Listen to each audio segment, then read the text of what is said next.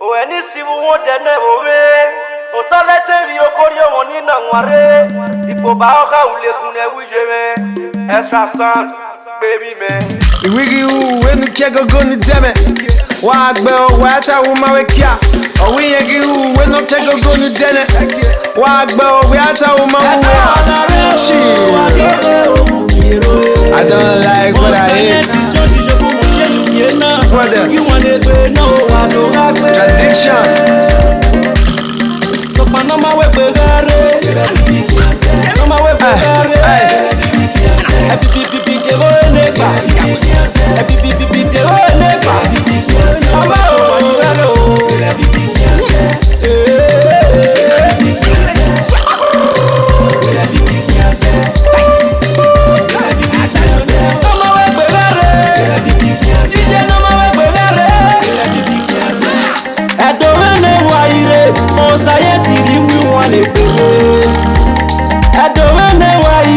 Adonikiado evona ire evona na piuko agimi no rejo evona na popa gobo yo gwegun evona na mi avere bogya ina yenia yedo enogo me bogya ina yenia bagadi abi ya yo baba po oba wa 80 seconds you have anuku no so iso Gagwa track me, gagwa bat no so bako go sakyo yaza.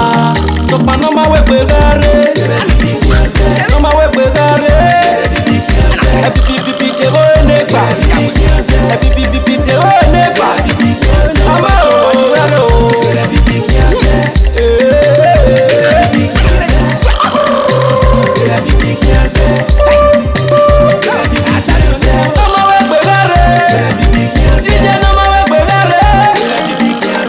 Awa enedo aya kege gbumoka etedo ki ma fie mi mayu ngome na mara edenu kege ku baba kia e wo wima ni de ki ko dana gi mi na ya gbon logima ma fe we ki go unda ma de no cause it's straight motherfuckers and we fucking number aopa e kwa papa pote kia ma yayo from Nigeria we dey scatter Jenny and Italo uga okpo ma ya oni afa we fa umagi alo we here we he's proud nu ya o kaloba o etepa nu ai kinera o etepa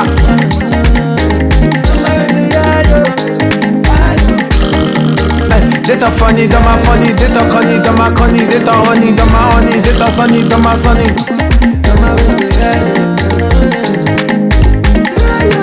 So panoma we begare, panoma we begare.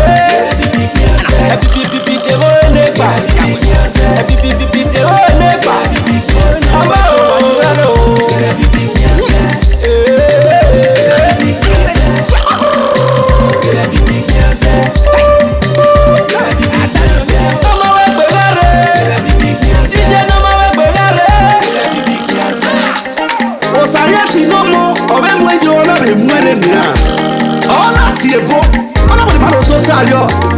Touch it, I use you. Lobirie. I'm a baby, Lobirie. Obanu wele Aru swe wano finu joba no jedo. Lobirie. Iswe mabano ni kware ore do telo tule ba mari. Tota ge social media we aga mama emi ni mau. Oh, baby.